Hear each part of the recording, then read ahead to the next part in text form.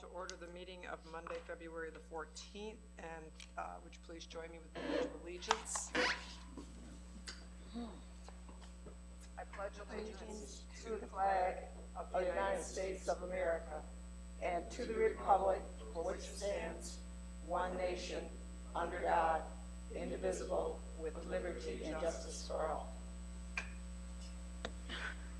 Thank you, and happy Valentine's Day to everyone. And the clerk can please take the roll.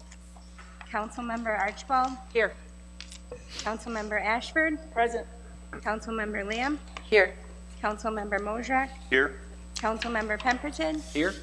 Councilmember Ruiz. Here. Mayor Rep. Here. You have the minutes from the regular meeting of January the 24th and the special meeting of January the 31st. Is there a motion to receive and file? So moved, Madam Chair. Support. Council members Ashford and Mosrak. Is there any changes? All those in favor, please indicate by saying aye. Aye. Any opposed? The minutes will stand as submitted. The clerk will please read the first presentation. A proclamation designating February as Black History Month will be presented to Kevin Watkins, President of the Port Huron branch of the NAACP.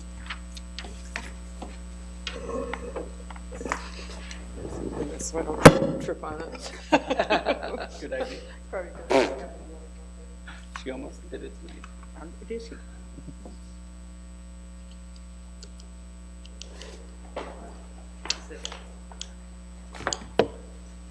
Okay. Got something here to hold up. James will help you. James, Pauline. Yes, I noticed.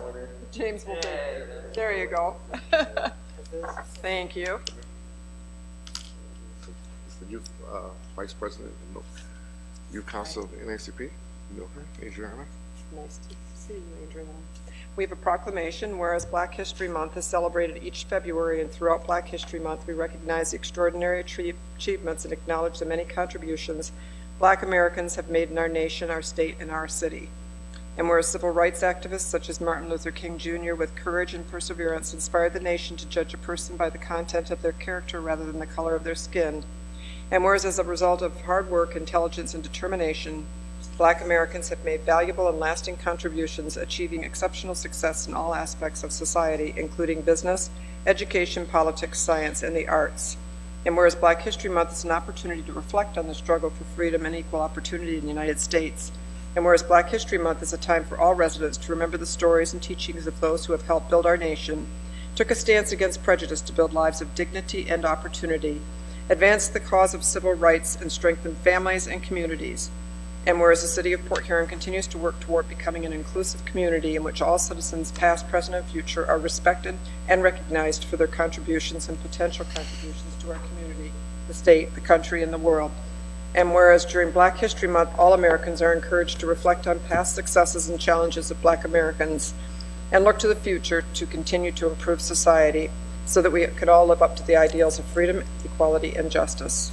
Now, therefore, I, Pauline M. Rep, by the authority vested in me as a mayor of the City of Port Huron, and on behalf of Council members Archibald, Ashford, Lamb, Mosrak, Pemberton, and Ruiz, do hereby proclaim February 2022 to be Black History Month in the City of Port Huron, and urge citizens to take every opportunity to participate in planned activities and to join together in making this a period of rededication to the principles of justice and equality for all people. Thank you, Thank you. Mayor. Thank you very much. Welcome. And this is for you, and go ahead. Okay, again,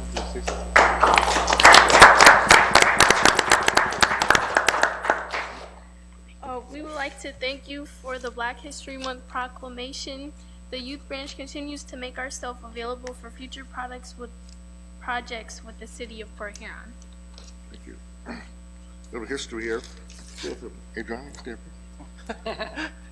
The first incarnation of Black History Month began in 1926 when Carter G. Woodson, historian and author, established an observance during the second week of February, coinciding with the birthdays of social reformer Frederick Douglass and President Abraham Lincoln.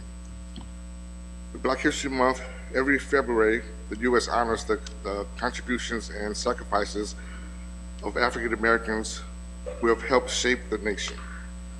Black History Month celebrates the rich cultural heritage, triumphs, and the adversities that are an inevitable part of our country's history. And I have this beautiful banner here that basically states Black History Month celebrating a rich heritage, which it is. But I just want to mention a statement here that, this is a very happy time for me always, and for my fellow NSP members and community members, but also a time of little sorrow. We're defined in 2022 that our history is under attack, labeled CRT. And talking about Black History Month, you go beyond all the way to the beginning, to 1619, when the first Africans were brought over, and remind people that we were never slaves, we were enslaved. The first Africans were brought to the Americas, before it was America, to be enslaved. And since then, there was a long plight of us reaching to today. We can take through long periods of slavery, through the periods of the Civil War that we fought to end slavery, to Reconstruction, we had a little breather, to the point when the Ku Klux Klan took over, with the Northern soldiers left the South, through Jim Crow, to the Civil Rights Movement, to the present time, to our 21st century Civil Rights Movement after the unfortunate public, basically hanging of George Floyd. There's been a continuous fight, and our history is strong and rich. We will not allow people to use the words CRT, critical race theory, to erase our history. There's no such thing as critical race theory. That's under that, basically, you see amongst legal scholars of a discussion amongst law students. What it is really 619. It's all about 619, which is basically our history. In this book, this author put a series of literary stories of our history from 1619. That's the history. And make it well known that Black Americans will fight to every man, woman, and child to the end to maintain our history in the history books. We're not having been labeled over the critical race theory. When they say critical race theory, I say 1619. There's books like, here's one that basically a 1619 project book, Born Underwater for youth. It's about teaching our history. Us as Black Americans are responsible to teach our own. We teach everyone what's important about our history. So thank you for the proclamation, and this mayor and city council members' recognition of this month. That it wasn't until Gerald Ford, during his short stint as president, one of the great things he did is make it official that February would be Black History Month.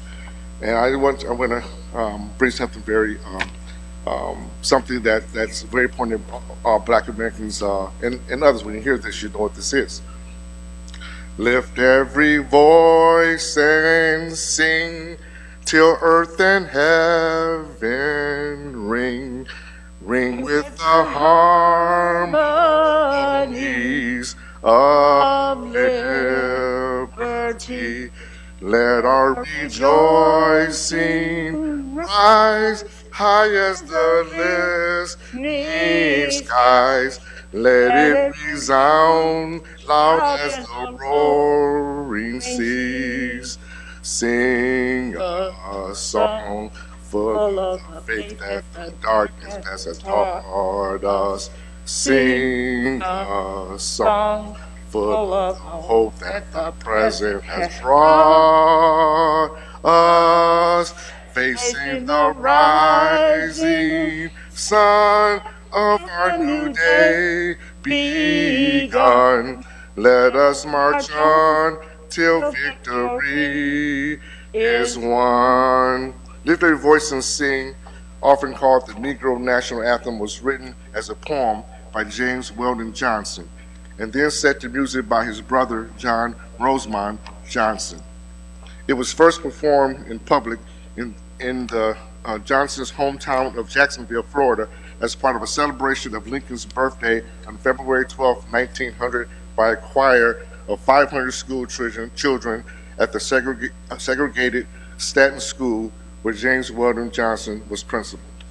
So I will end there, and I thank you, and I want to say again, we're very excited about the Black History Month. We're celebrating our rich heritage, And I want to give thanks to the City Council and especially City Manager Freed for helping us put forth our banner campaign that is downtown with beautiful banners hanging. And I want people to know that, Mr. Freed helped make that happen for us, and we appreciate it. We reach out and appreciate in the City Council of those who help put forth things that are right. There's always time to do what is right, and it was right to do that. Thank you. Thank you.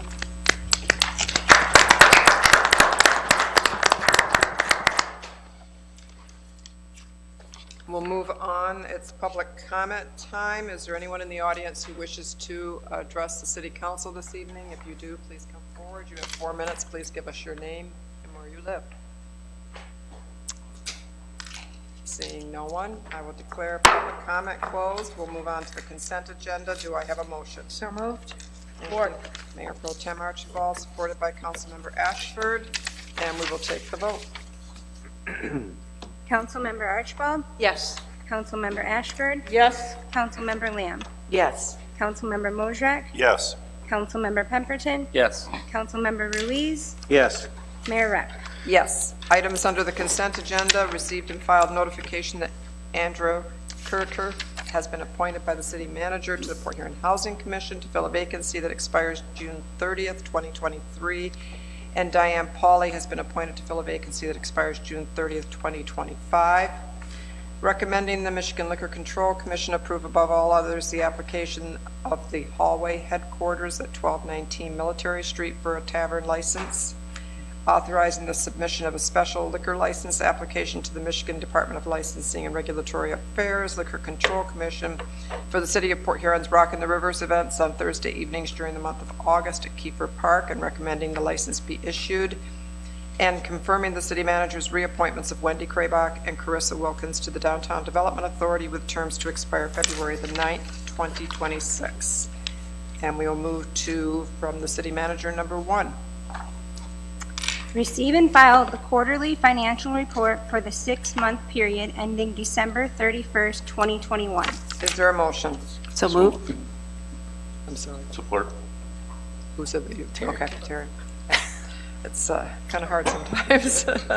I do believe Mr. Freed has a presentation for us relative to our report. Thank you. I figured I would do a PowerPoint. The mayor told me how much you guys love my PowerPoints. And with it being Valentine's Day, I thought, why not a few slides? So real quickly, so you have your quarterly financial report. This is kind of one of those milestones. You're now 2 quarters into a 4-quarter year. So you're halfway through the year, so it's good to kind of take a brief pause and find out where we're at. I wanted to do a year-over-year comparison and then point out some highlights at a 30,000-foot level.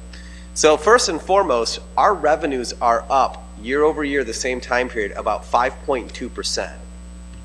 That's not bad. I want to look at the drivers. So we have 3 major revenue sources. It's property tax, income taxes, and revenue sharing.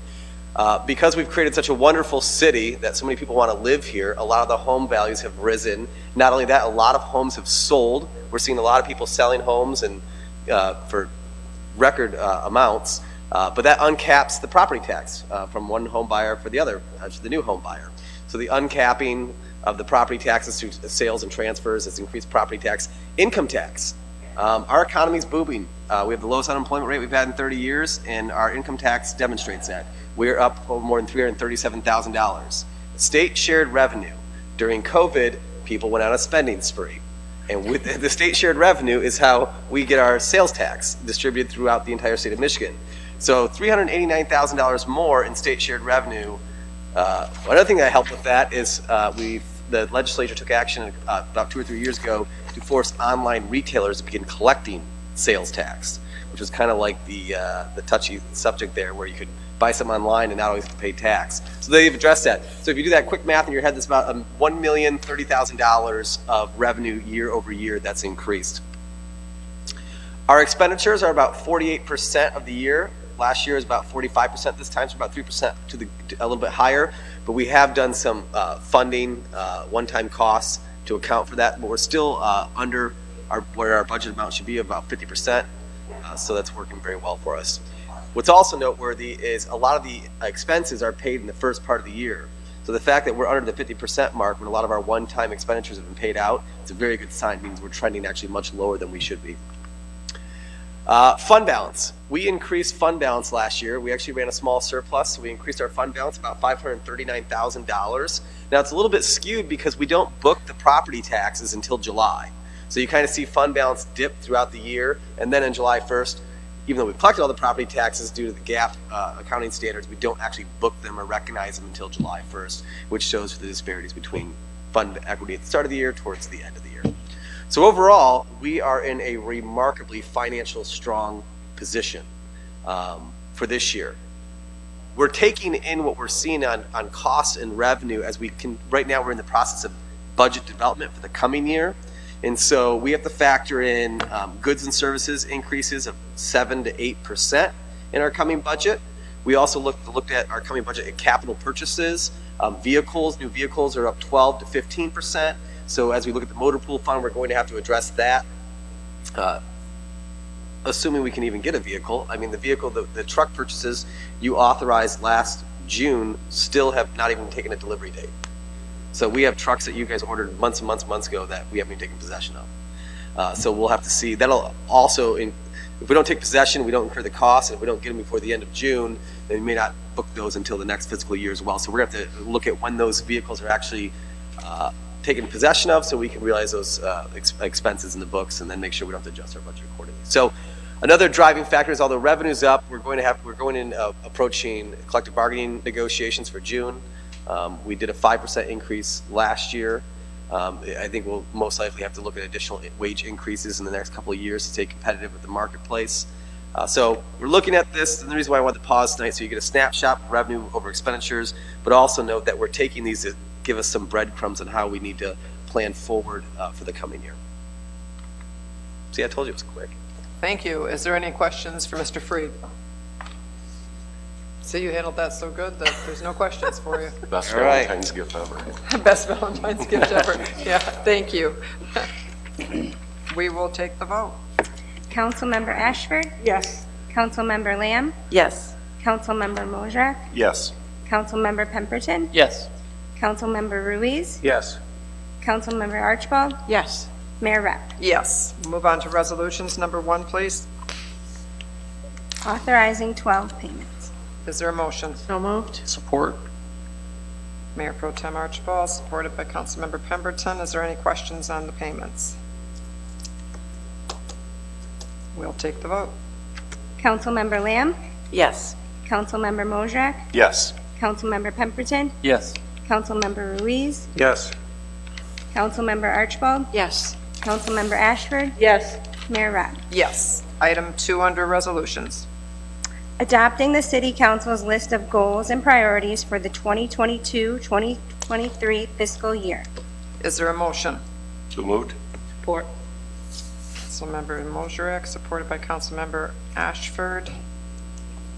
I think for the people at home, it'd be nice to at least go over what the top goals that we adopted. So the top 6 were develop a strategic plan to revitalize and improve our neighborhoods and community and continue to address issues of blight.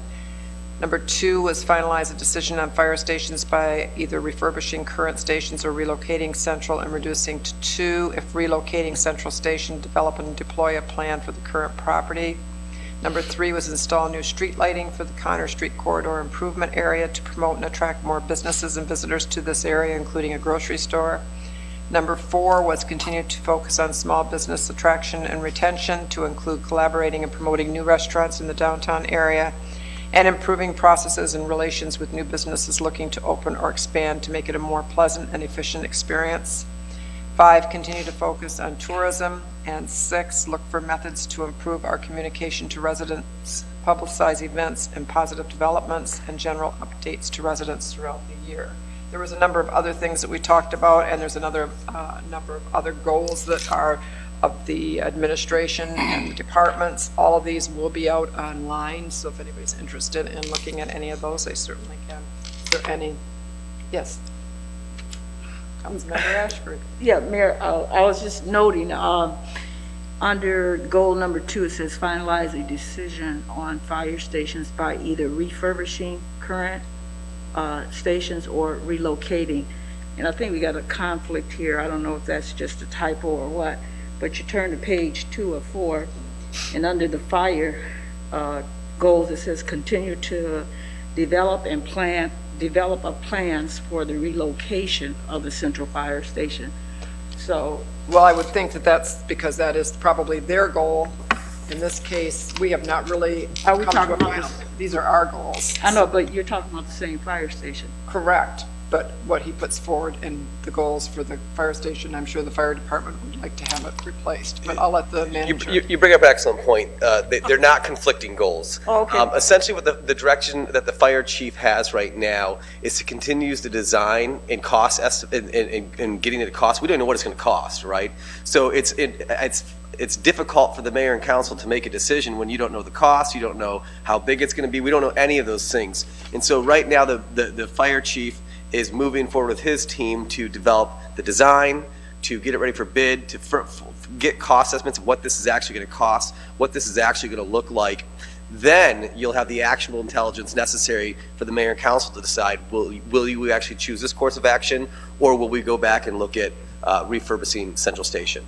Okay, so what does that do for all the monies that we're putting into this study? I mean, so Well- at some point, you're trying to say that, and we'll get to the point where we just spend the money and we're still going to stay there, so we don't have to relocate it? Well, the difficult issue is that we've now had 2 engineering firms look at Central Station and say it's beyond repair.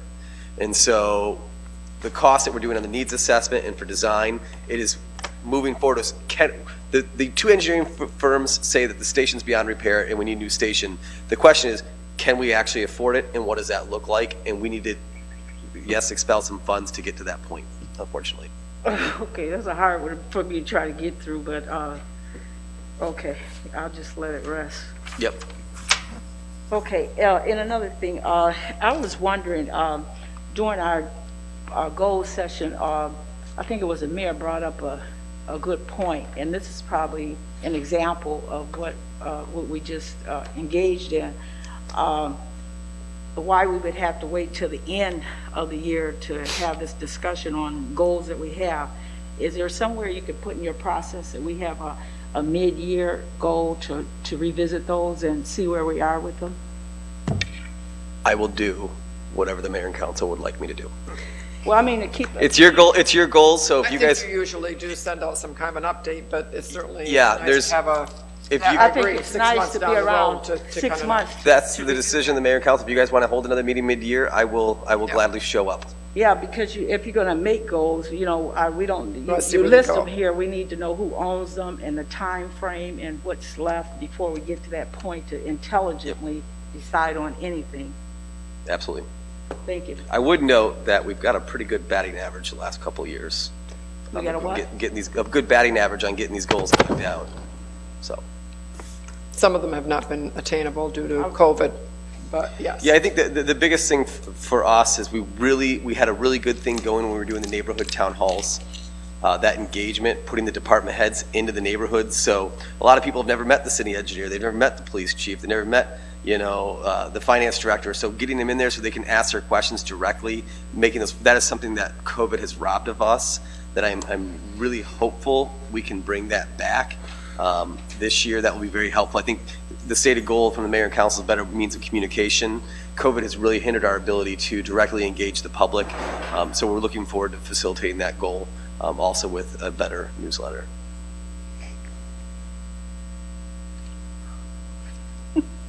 We will have that update probably halfway through the year, okay? Thank you. Any other comments, concerns? You can take the vote. Councilmember Mojak, Yes.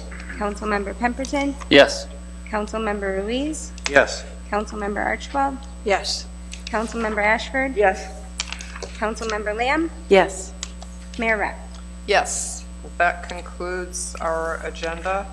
I would just like to say, I'd like to thank Chief Platzer for all that his department has done in order to make sure that he facilitated not only what was occurring, but what could have occurred with all the backup on the traffic with the trucks at the bridge. So you handled that very nicely, so thank you. And is there anything else from anybody? Yes, Mayor Rep. I would like to congratulate our Blue Water Otters. this past weekend, they were over in Waterford for a swim meet, and they brought home a first place trophy. It's pretty amazing. It's in town. It will be displayed at the Y. Very nice. But we have quite a group of amazing young kids. Good. Congratulations to them. Anybody else? Well, is there a motion to adjourn then? So moved. Thank you. Meeting adjourned.